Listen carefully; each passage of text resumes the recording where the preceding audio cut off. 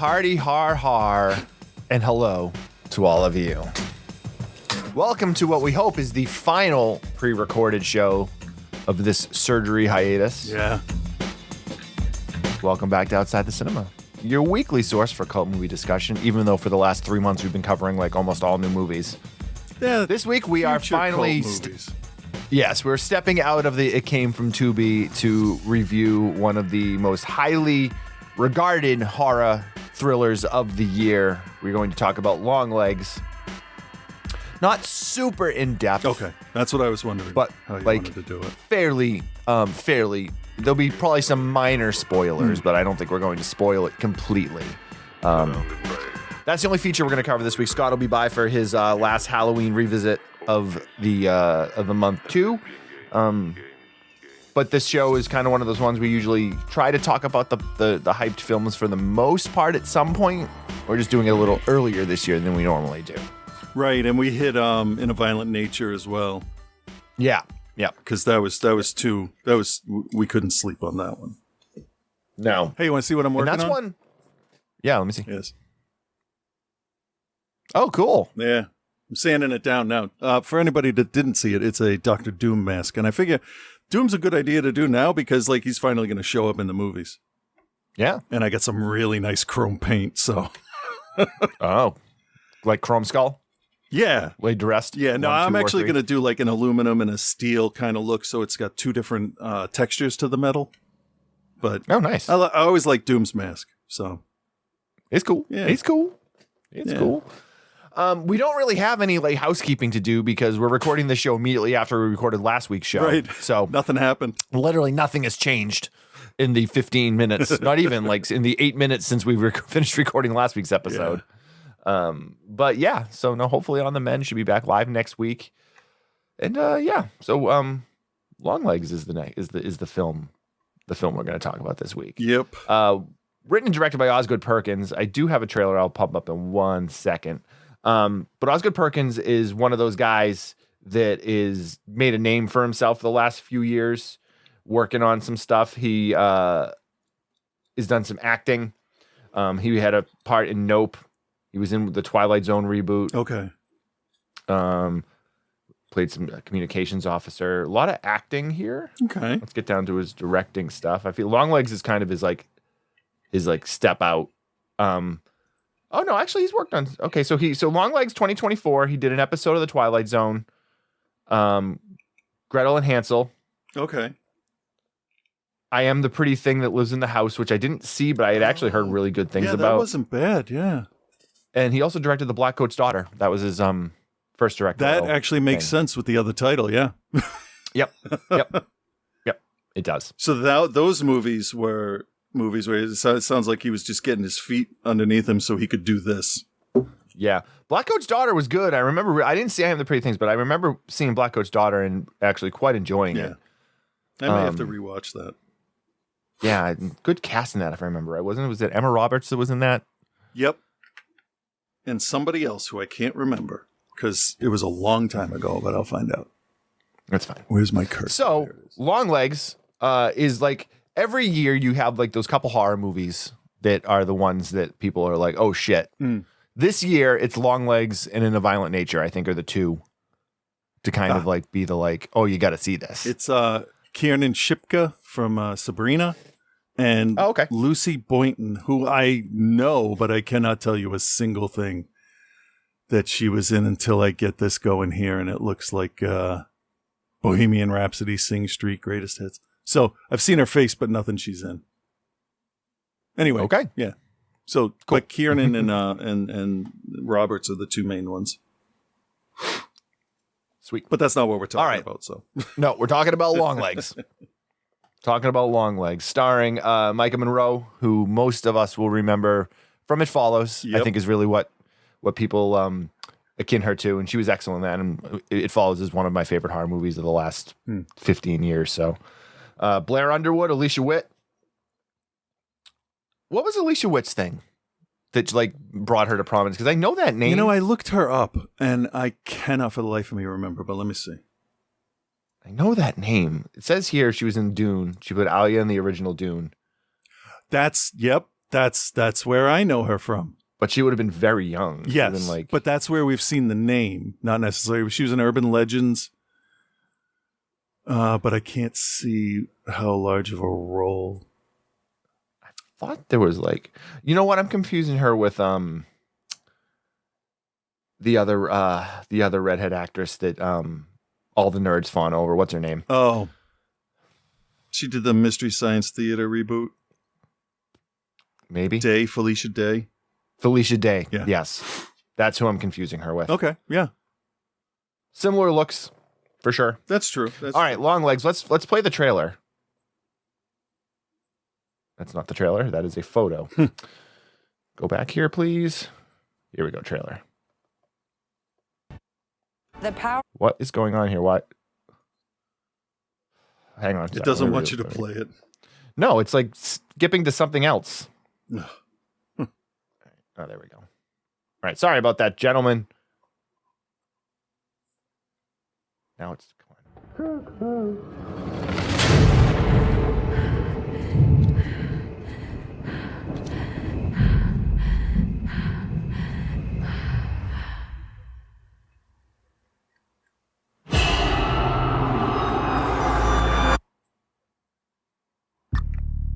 Is it scary being a lady FBI agent? Yeah. Take a nice long look. A letter was left with the bodies. Signed with one word.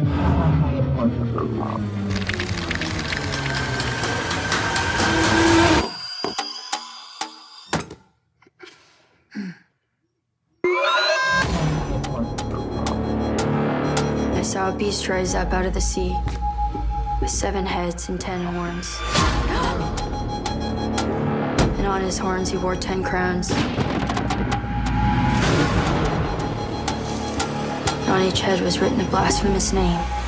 What aren't you telling me? He'll kill and kill again.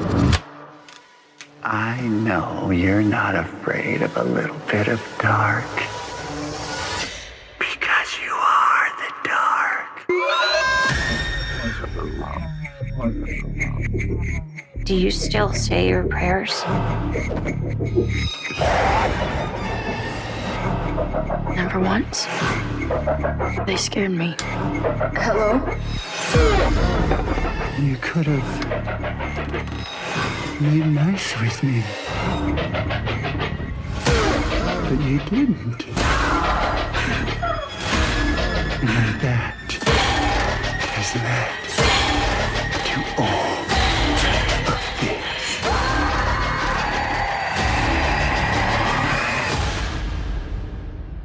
I'll be waiting.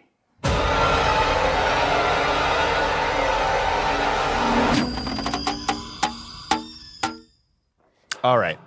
So Long Legs. Whoops. Sorry. Long Legs. That's a fucking incredible trailer, by the way. Yeah. Yeah. The Like, marketing sound department design is on it. Brilliant. Yeah. Excellent fucking trailer. So Long Legs is a horror movie, much like Seven is a horror movie. It's really more about the psychological thriller aspect of it, because on the skin of it, it's just an FBI agent played by Micah Monroe, Agent Lee Harker. She's kind of like one of the special FBI agents that has some sort of psychic ability, but like it's never really like spelled out that she's psychic or something like that. Like they play it off like that she has intuitions, which have led to solving things. So therefore, they're going to buy into it. Yeah, there's a lot of little things that I wish were explored more, like her doing the testing. Because some of the images related to locations she ended up at later, like color wise or the shape of something, and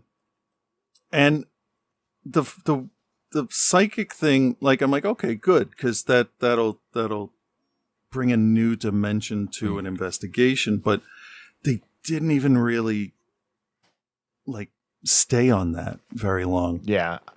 But that's okay, I think, though.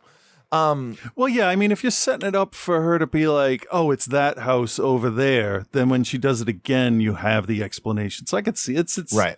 Yeah, I find that part interesting. I would have liked to have seen more of it, but that's all right. Yeah, but it's brought in just enough. Yep. And we learn that because she does. They have like a show. They have this incredible opening sequence where we're introduced to Longlegs and a little girl who is in her house, and she's upstairs in her house, and she sees a car parked outside, and she comes downstairs and gets dressed and goes outside. And it's framed in like old school 8mm framing, so you know the time period. It's colored of the time, and we briefly meet Longlegs because he's outside, and she comes outside, and he says, oh, it's the almost birthday girl. So you're like, who is this? Why does he know these things? And why are his lips so puffy? Yeah. But you only see them for a split second. They do a really, really good job in the editing of hiding what Longlegs looks like for the first chunk of the film. Yeah. You get quick glimpses, quick shots. You know that it's Nicolas Cage too, because the voice is I mean, you can't mistake in the voice. Right. But he does a really good job in the portrayal of it. And like, you kind of talk about a lot about the Nicolas Cage and the crazy Nicolas Cage stuff. And like, this film is right in that well, but it's good because he's not the lead. And he's absolutely. like the character. Yeah, the character is driving everything, but if like he was like front and center, it wouldn't work the way that it works. Yeah. Yeah. He's not a very deep character. And as you kind of learn what's going on, he doesn't really need to be. Right. So it's we'll get there. Anyway, so we meet him very briefly. We don't really know much of what's going on. And then we get dumped into this briefing for the FBI agents where they're like, we're trying to find this killer. And you're not told that it's Longlegs. So like, you think maybe it is, maybe it isn't. We don't really know. And so Agent Harker goes off with her partner. They're supposed to be canvassing a neighborhood and just going house to house and asking people. And her partner's like the cocky young white male FBI agent that basically is like, all right, we're going to do that thing where I go knock on the doors and you sit here for backup. Yeah. So he goes to a house and she gets out and she's looking around and he comes out and he's like, what's going on? And he's like, he's in that. She says he's in that house. Right. And he's like, how do you know that? And she's like, he's in that house. I don't know. Yeah. So he's like, all right. He's like, you stay back here, little lady. I'm going to go take care of it. And he goes and knocks on the door and immediately gets shot in the head. Yeah. So we're set in the 90s at this point. Yep, mid-90s. And what I really liked was the transition to show the time skip. It went from the 8mm or Super 8 or whatever 16mm frame we had going there and it went full 2.4 to 1 for scope ratio. So the picture is clearer and I appreciated the way they showed this time jump without showing you a time jump. Does that make sense? Yeah, absolutely. I thought that was I think there's visual elements of this that are more interesting than the story. Well, I mean, and that's why I'm focusing on that for the second. No, I get that. And this is definitely a film where how well it was marketed really helped drive, I think, its success. Yeah. And that's not to say that it's a bad film because I'm not saying that, but the marketing is kind of like it did it too much justice because the marketing is excellent and it makes it seem super fucking interesting. And then when you kind of get in there, the story is kind of goofy at points. Yeah, it's not as dark as I was expecting. Like they try to keep it dark, but they also walk this line of keeping it somewhat silly at the same time. And I have to think that was a conscious choice to do that. That wasn't like it just came off goofy. Okay. Because when you got an actor that's the caliber of Nicolas Cage, who we know guy can play anything if he needs to. Yeah. That character is super like ridiculous, but also terrifying. So yeah, because he's unpredictable. Like he's just a human, and that's probably the most unpredictable thing in a horror movie. Just a regular human. Right. So, as we move on, we learn that she's got some sort of abilities, but it's never, as you said, it's never really explored. And they want to bring her into the Longlegs case, which is where we meet Blair Underwood's character, who's kind of like that FBI lieutenant or whatever. And he's talking to her about her stuff, and like, oh, how did you beat the? He's like, oh, you beat the number thing 8 times, and her response is brilliant, which is, yeah, but I also lost. I didn't figure it out 8 times. Right, but still, that's a 50% ratio. It sounds better than what they had been getting from whoever they were testing. Right. So her character is very awkward, very socially awkward. And Micah Monroe, she's a good little actress, man, and she was awesome in It Follows. And she was also in she was in The Guest too, wasn't she? That's what I read, but I don't remember her in that. But then again, she looks different here than she does in It Follows. So I might have seen her and just not recognized her at the time. She was also in Watcher, which is quite good. That was on Shudder. I think that was a Shudder exclusive. Okay. If I'm not mistaken. And in this movie, she has another androgynous leaning toward male name, which I thought was interesting. Doesn't matter for anything. Villains was good too. She was in Villains, which was also pretty good. Oh, okay. Yeah, I want to see her in more stuff. I hope this propels her to bigger things. I think so. Anyway, so she's awkward. She's kind of just you can tell she's had some shit growing up. She's talking to her mom, and the conversations with the mother are very, very odd. But as she digs into this Longlegs case, he starts to show up in her life. Breaks into her house or sneaks into her house at one point where she's working on the case, and she goes outside, and then he ends up in the house and then leaves her a note. And that's the thing, is the big thing here is that he keeps leaving these cryptic notes. Right. That have these different they're not really ciphers, but they're different coded messages and stuff. Oh yeah. It's definitely playing off the Zodiac language alphabet that was used. And I'll say so, I was excited for this movie because, and this is the only way I can gauge it, because anything that has an element that I like, I kind of get, oh, I got to see that. But this is the first time that I tried to do something with the marketing. They're here's the code. Oh, guess what? Figure it out. And it was a good code, because I have no idea what any of that stuff said. And I tried. I really did. And I don't do that for movies anymore. So good on the marketing for this. That was, it got me interested and wanting to see it. Yeah. And it kind of came out of nowhere. Yeah. This wasn't a hyped film that people were waiting for. No. The marketing of it was oh, this looks interesting. And then people were oh, well, it's pretty good too. Genuinely a sleeper hit. Yeah. Yeah. Very good. But it's much it's more of a psychological thriller than it is a horror movie. Oh yeah, it's more Silence of the Lambs than Friday the 13th. Silence of the Lambs and Seven were the two things that I really kind of harkened back to. But then as the film goes on, other elements are introduced, and it's not exactly what it seems, which I thought actually was pretty good, because and this will be a minor spoiler probably. So I'll wait a sec here in case anyone, if you don't want to, we're not going to completely spoil it, but if you don't want to know anything else about it, watch it, come back. That's probably the best thing. I would recommend that for everybody. Yeah, definitely. I turned off any stuff on this before I got a chance to see it, in terms of I didn't watch any reviews other than people raving about it or whatever. Yeah. For me, it was just the accidental stuff that came through while I was scrolling. Right, exactly. Yeah, exactly. So as she's digging deeper into this and he's showing up in her life, so there's some sort of connection there. Right.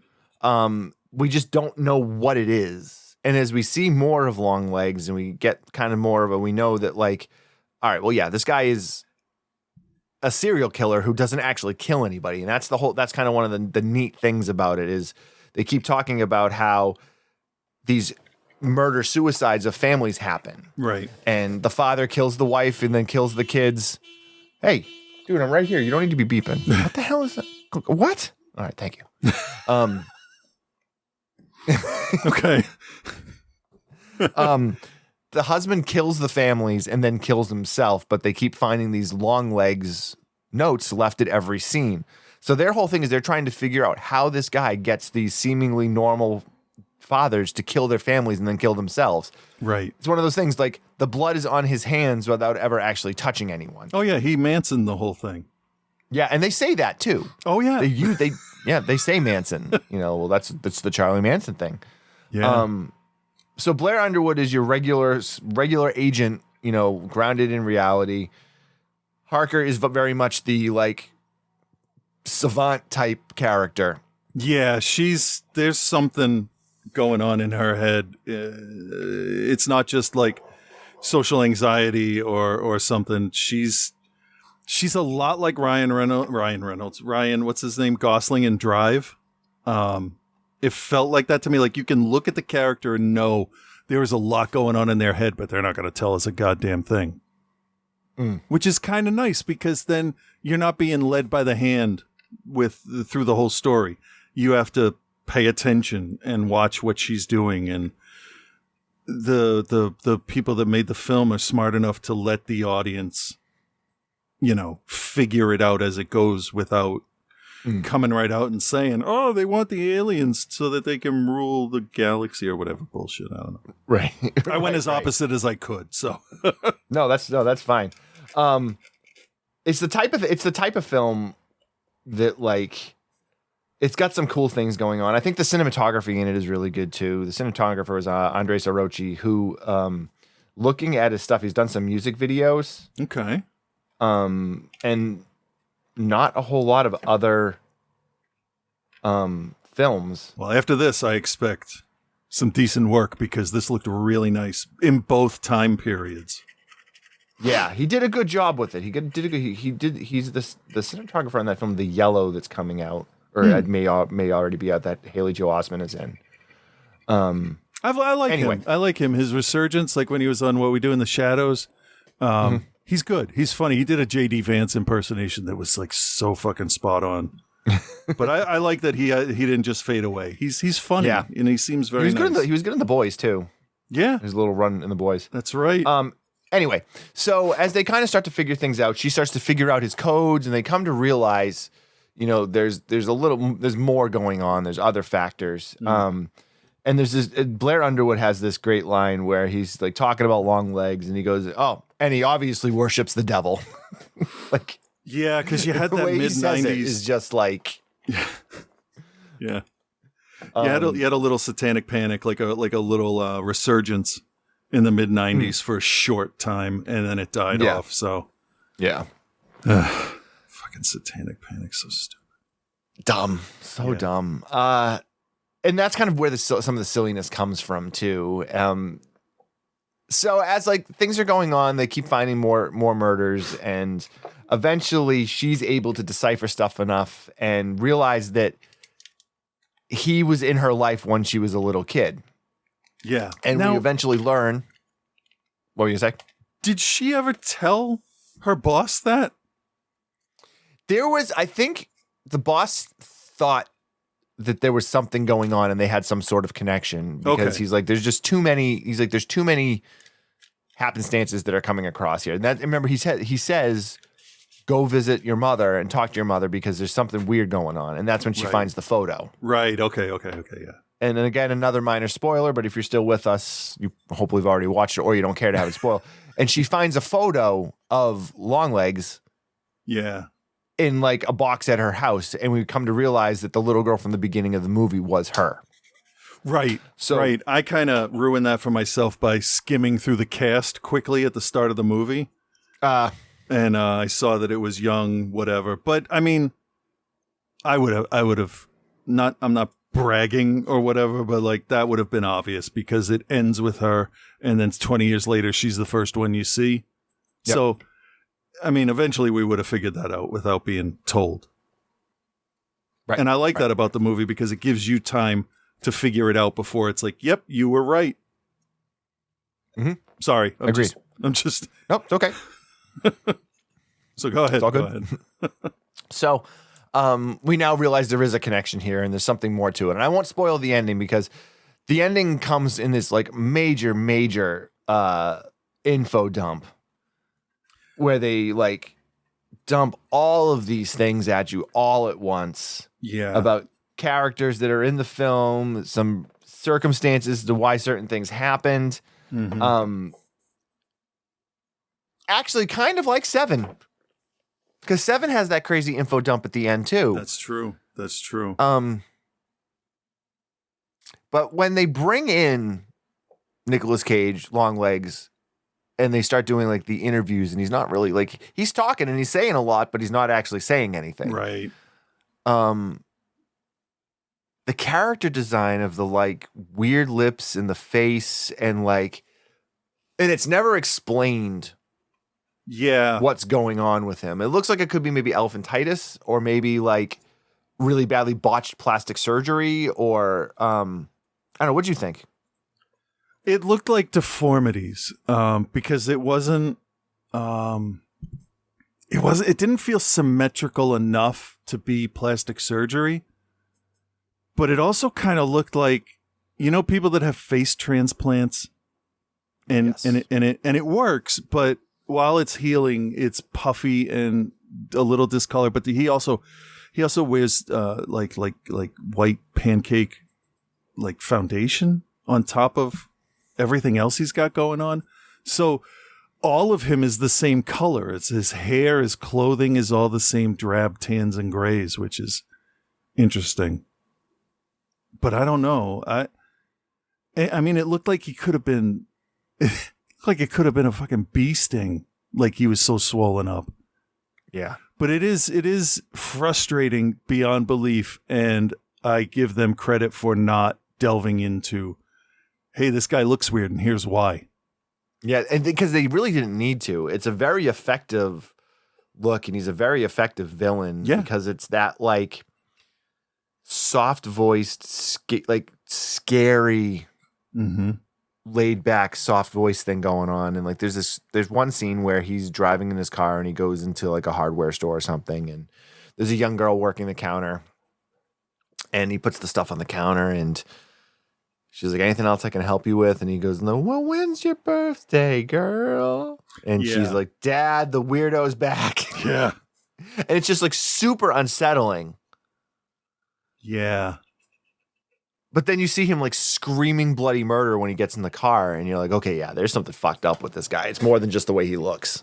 Yeah, he's not reliving the conversation so much as raging against it. Yeah. Okay, that's a good way to put that. And the weird thing is, like, it's his own making. He chooses to wear the lipstick and the powder and have his hair look like that. Like, he's made these conscious decisions.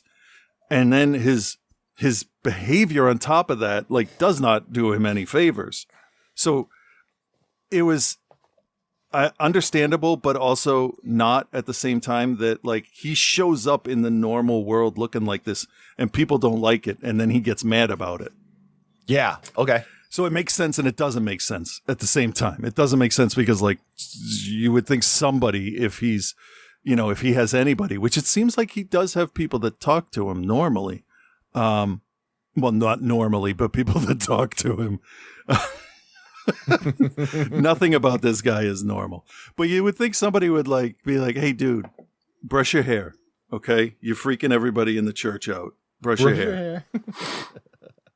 But yeah, that's that. I don't know. Are they talking about any follow-up in any way to this yet? I mean, I would be shocked if they weren't. I haven't personally heard, but I also haven't done any research on the film other than, because I wanted to watch it before I looked. Right. I mean, it was successful enough. I can't imagine it had a large budget. Neon usually is pretty good about giving. I mean, the film doesn't look cheap. It looks very, very good. The color work, especially the way it's colored, is really, really good. Yeah, it says here. Because, it can't just be the answer to the thing. Longlegs 2 sequel release chances addressed by movie director. So then, of course, we got to go through 6 paragraphs of what the fucking movie's about, right? Yep. Let's see how it does at box office. That's what informs all things. I think that, yes, of course, once you've settled on something that seems to work and people enjoy it, there's the nagging impulse to think we could probably do that again and stretch it out a little bit. There's also something glorious about leaving things alone, right? That's harder to do, isn't it? Isn't it harder to leave something alone than it is to try to do it again? Yeah, sometimes. Well, yeah, when they offer you $1 million to do it. I mean, yeah. I've talked about it a bit. I feel like it's complete for her, where she has to get to at the end, her final act, I'm skipping some parts because there's spoilers in what he says, is the worst thing that you can do, blah, blah, blah, lowest form of worst moment. And you can't be like, oh, well, something else sucked worse than that. So I think the fact that blank, blank, blank place is where we end up is where we have to stay. But if he says if he does a sequel, it will not be what people expect. So okay, until the studio's like, we want what people expect.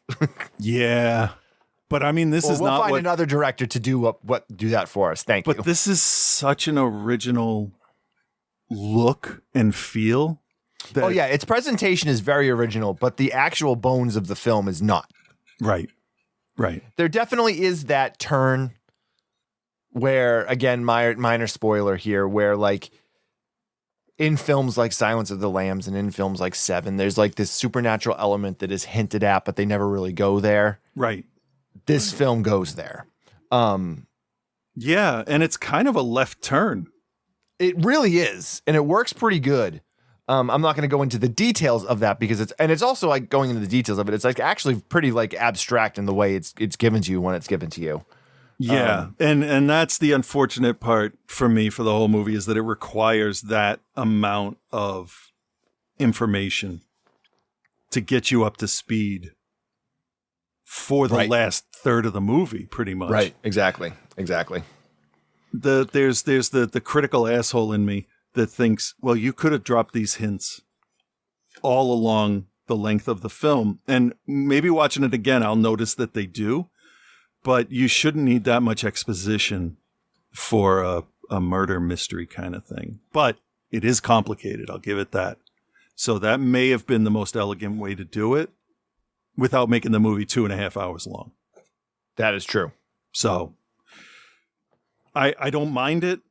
I know that other movies have handled things like that differently, but I don't know. A second watch, I might just understand why they chose to do that a little bit more. With one viewing, I can't get as deep into what they were thinking as I want to. Yeah, I think this is a film that will actually be better upon its second viewing. Because of the kind of, it's not when I say depth, this is not, it's not like deep, but like they're giving you a lot there at the end. Yes. And I think once you kind of know what it is, you revisit the front 2/3 of the film,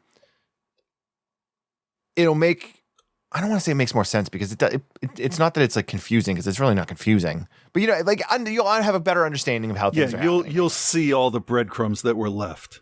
Right. So, yeah. I think we can grade here rather than going into, because I think if we go into any more weeds, we're going to have to talk specifics, and I'd really rather not do that because people should see this. Yeah, and I think when we do our end of year top 10 list, this might most likely show up on it. At least for me. Good point. Good point. All right, Chris, do you recommend and what is your grade for Longlegs? Okay, I am going to recommend this because it's not often that we get stuff that looks like it was pretty much everything the director wanted to and writer wanted to put on screen. As weird and unsettling as it is, seems like he made the movie he wanted to make. Agreed. Which is great. I think the hype kind of might have affected my whole thing because I didn't even read stuff about it. It was just scrolling through and seeing headlines and reviews, and this is the scariest movie of the blah blah blah. I mean, it's scary if people breathing heavy is scary.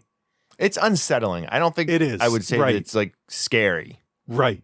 Part of me is like, what is the big deal about this? And then there's 3 parts. The third part is fucking Nicolas Cage again.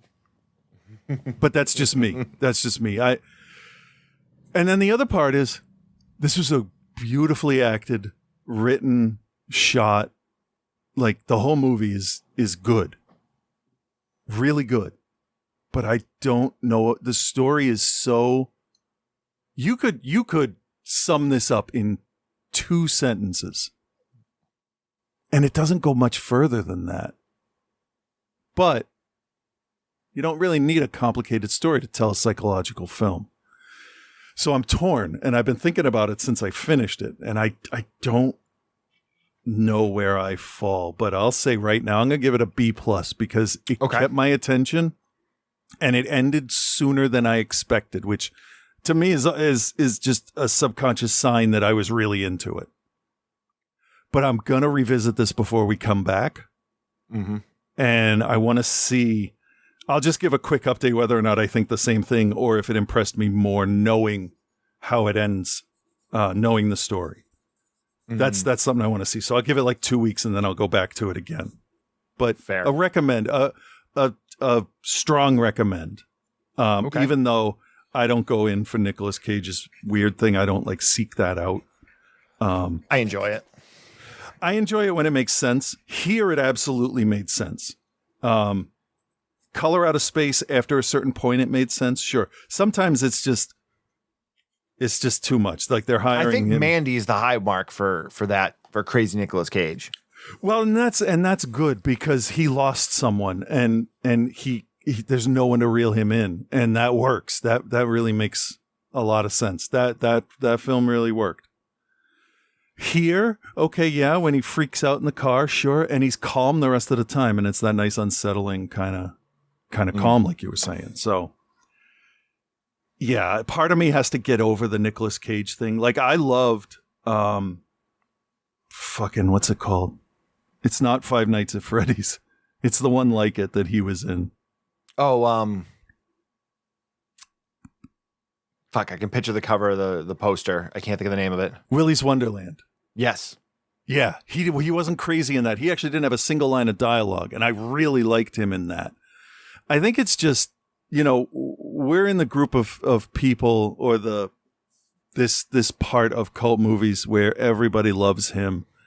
And my oppositional disorder, where I go against things people say initially, really kicks in with Nicolas Cage.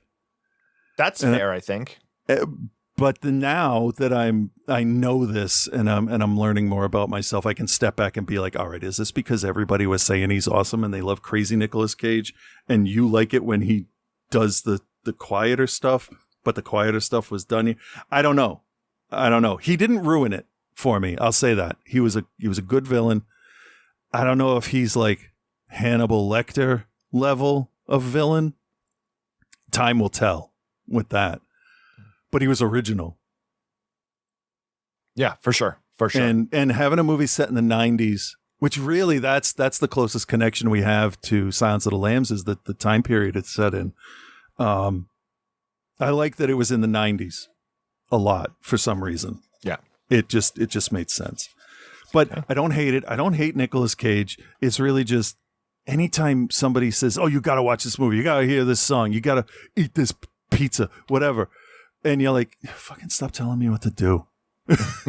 But I know how to get over that in my head now, which is very helpful. So I don't hate it, but there are parts of it where I'm like, is that too much? I don't know. But whatever. Cool. People love it, and I'm not going to take that away from anybody. Yeah. I personally love it. So, yeah. I do and don't. It's weird. So I'm going to recommend it. It's a pretty high recommend, I think. It's shot in a really cool way that's not wholly original, but not something you're seeing a lot of. Cool angles. The coloring, I think, is masterful to give that 90s feel and aesthetic without making it look like a shitty VHS or something like that. I think Nicolas Cage's Long Legs is a fucking terrifying character because it's not fucking Art the Clown or like one of those like crazy, like over the top. It's this like, it's a dude you can walk right past. Yeah. Manson-esque type portrayal. And it's really, I think quite good, quite unsettling. Micah Monroe is excellent. I mean, everything I've seen her in, she's excellent in. Oh yeah. She's fantastic. I want her to get really big and famous. I think she deserves that. Blair Underwood, obviously always solid. I think the storyline, although not the most wholly original thing, and does get kind of hokey at points, I think works for what it is. But I think this film's marketing oversells it just a little bit.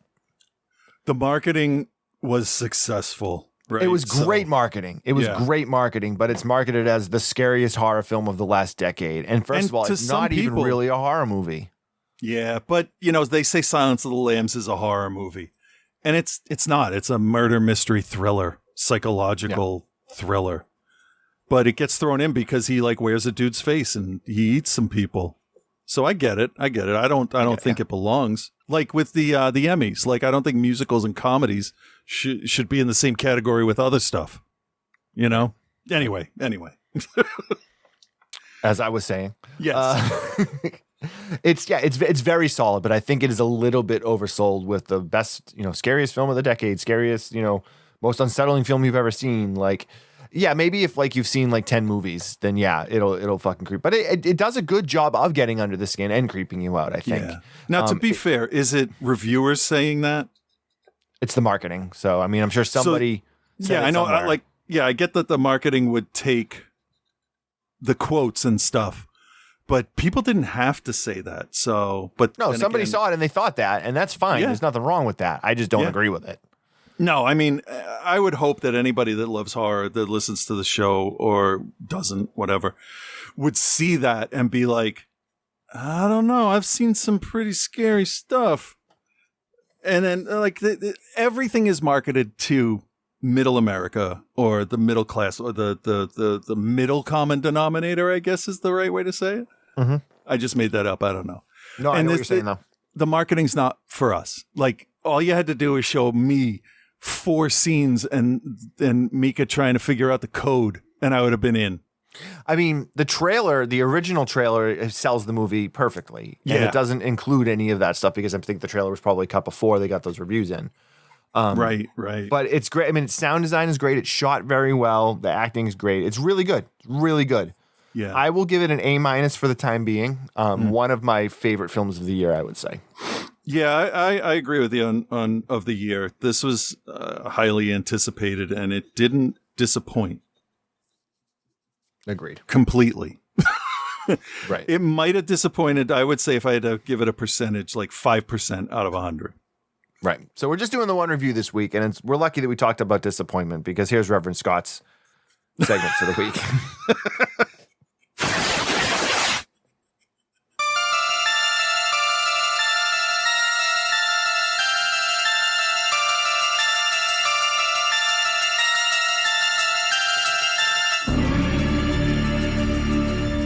Hey there, Bill and Chris. This is Reverend Scott. And continuing with our spooky season surgery time shows, I'm gonna go back in time one last time, way back to episode 663. Damn, so close to 666. This was on October 26th of 2020. Ooh, what a terrible year that was. This was the last and final time that I would ever get to review all the films shown during the OTC Halloween Throwdown. R.I.P. Throwdown. Films like Moose the Movie and Turtle Island. Ugh. Okay, let's see if that was as bad as I remember it being.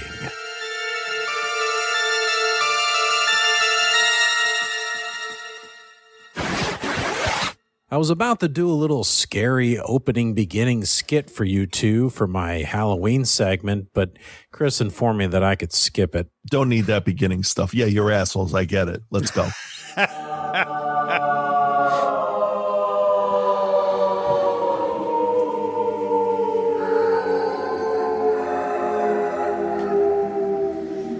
Holy shit with Reverend Scott.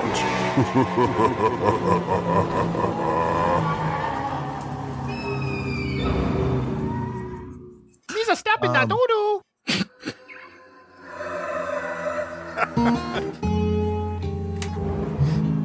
Hey there, Bill and Chris. This is Reverend Scott, and welcome to your battle to the death. Oh, why are you handing us weapons, you weirdo? I'm just kidding. This is holy shit. Halloween edition.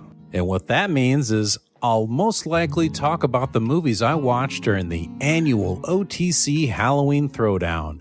That is no longer annual. In fact, it may just be done all together. Personally, I join in as soon as the throwdown starts, which included Bill running into his house from Travis's baseball game to start the first movie. He looked, I don't know. Chris, tell Bill how he looked. Looked like you just stepped on a landmine in World War II. So I join when the throwdown starts and don't log out until the very end. It's gonna be a good time. I mean, what day? I mean, sounds like a great day, right, Chris? For the most part, yes. And to me, it always is. Bill, Chris, Joe, several longtime listeners, myself, some new people, all showed up to join in on movies like Turtle Island, a found footage Bigfoot movie so inept it felt like it was created using the very essence of Bill playing a movie trailer during Outside the Cinema. All right, so let's take Clue, 1985 comedy based on the classic board game. Let's take a listen to the trailer. God damn it. That's amazing. No, it's because everything's shut off. So therefore, no, what? Is it working now? Still going? Do you hear anything? I don't hear anything. I can't win. That's why we man. need an engineer. No, you can't. The lead actor also happened to be like the writer and director too, and he still couldn't manage to make himself not seem like a complete fucking douche. If it weren't for Tom Pelfrey from Ozark Season 3 being in it, I just would have given it an F. So it gets a D-. After that was Moose, the movie, a comedy horror, not to be confused with a horror comedy, because this is mostly comedy. And while my expectations were low, my excitement for this was very high. And to tell you the truth, I was not let down. This was the definition of quirky. It was like Dad Joke, the movie, but somehow it all worked. I mean, not all the jokes, but I would say a majority of them. I laughed so many times at Moose the movie. It just never let up.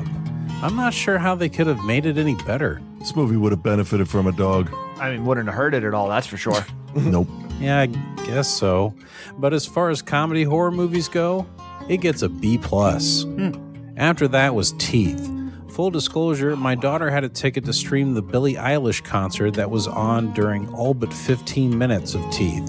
And I hadn't seen Teeth before, and so I didn't want to watch it and only see the last 15 minutes. So I'd like to see the whole thing all the way through before I actually give it an actual grade, because I have a feeling I'm going to really like it. I give the Billie Eilish concert a B+. After Teeth was Murder, Death, Koreatown. It featured a high-pitched Ray Romano-sounding loser doing his best to investigate the murder of a man in his neighborhood in Koreatown, despite his girlfriend not wanting him to and him having no fucking clue as to what to do. Besides it seeming quite realistic for a majority of the runtime, it just didn't work very well for me. I know some people in the chat thought it was very funny, and some of it was, but for the most part, it just seemed kind of sad as he talked to homeless people and more homeless people and some other homeless people. Although there was one jump scare by what I think was a ghost. Maybe it was just a dude in the garage, but at least the scare was on purpose. I'm like, oh, it wasn't just random. Okay, good for you, Ghost. I give it a D+. The next film was the 80s horror entry of Necromancer. Right off the bat, this film had a lot going for it. A real script, good pacing, easy to follow story, and most importantly, boobs. Which is why I feel bad that I think Chris might have been absent during that film. I don't know if I've seen that. Well, a horn dog like you probably should. Hey. I got nothing. While it was mostly without gore, it does ramp up and end strong. Although I'm not sure the people who made this movie knew what a necromancer was. It's not top-tier 80s horror by any stretch, but it was enjoyable in this group setting for sure. I give it a B-. The last film of the night was Ghost Keeper. Ghost Keeper felt like if you mixed The Shining, Misery, and The Thing and then removed everything good about them.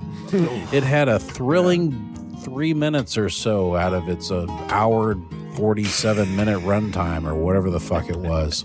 It kind of had a satisfying conclusion, but it still didn't make much sense, and it took about an hour and 25 minutes to actually get to some sort of action. I enjoyed the lead actress, and the old lady was kind of creepy. Everyone else was trash.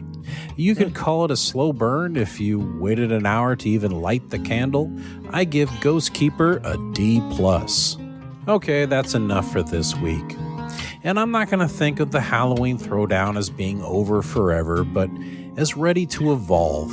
Times change, and that calls for a change in events. Maybe a one-movie watch party with something known to be fun. Or maybe one movie a week during October instead of an entire marathon that practically kills Bill. At least that's my suggestion, which is always just and right.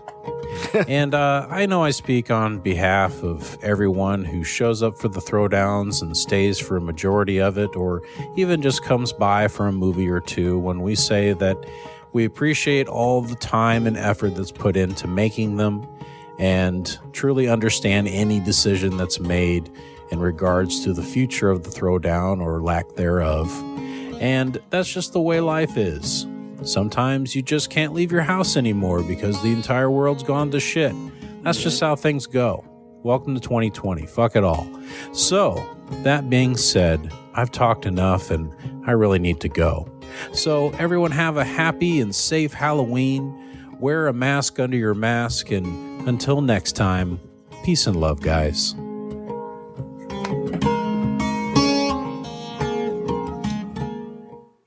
Should I do like a stinger thing at the end? No. I'm going to say no. I do miss the early years of the Throwdown, but the final nail in the coffin for the Throwdown was that fact that we did one during the pandemic and still couldn't get anybody to pay attention to it. So, yeah, that was disappointing. It was a lot of work, and I had a lot of fun for the first few years. But when it got to the point where like the work wasn't worth what the turnout was, and I think also the accessibility of virtually every movie now through streaming services makes it tougher for people to want to come to a watch party. Right, but we had a really good time. I mean, I do miss it. But our listenership now is obviously lower than it was in years past because we just won't give up. But just the whole point of doing an event like that is having the connection with a live audience. And if you don't have the audience, there's no point in doing it. Right. So with that said, I forgot to unmute that. There we go. All right, guys, we should be back recording weekly starting next week. Thank you for hanging with us. We really appreciate it. If you would join our Patreon, patreon.com/outsidethecinema. Help us keep the bills paid for the show and also help get new equipment and things replaced when we need to. So follow me and Chris on Instagram at Cthulhu at OTCBill. Join our Facebook group. Just go to groups and search Outside the Cinema. And that's really it. Looking forward to getting back to it, I'm assuming. Maybe I'm not. But I won't be able to answer that question until we record again. So That's true. All right, guys. Hey, everyone have a good week. We should be around Halloween, I think, when this one finally goes up. So have a happy and safe Halloween, everyone, and take care, and we'll talk to you very soon. Bye-bye.